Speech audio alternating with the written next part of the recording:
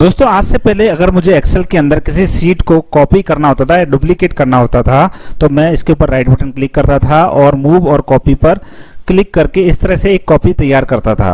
लेकिन आज मैंने YouTube पर एक शॉर्टकट देखा जिसकी मदद से हम सेकंडों में इसकी कॉपी तैयार कर सकते हैं। आपको करना क्या होता है, कंट्रोल बटन होल्ड करना होता है और माउस से ड्रैग करके किसी भी सीट को आप रिक्रिएट कर सकते हैं, कॉपी जनरेट कर सकते हैं।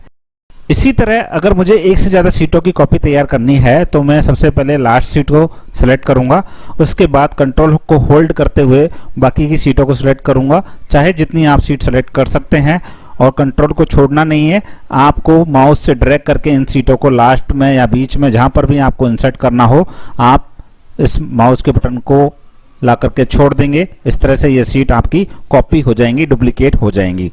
अब अगर आपको एक ब्लैंक सीट को इंसर्ट करना हो तो उसकी बहुत छोटी शॉर्टकट की है Alt Shift F1। चलिए ट्राई करते हैं। Alt दबाया, Shift दबाया, F1 प्रेस किया तो नई सीट इंसर्ट हो गई। ये सीट 18 थी, ये सीट 19 आपकी इंसर्ट हो गई है। तो है ना बहुत आसान सा शॉर्टकट की सीट को इंसर्ट करने का और सीट को कॉपी करने का। Thank you.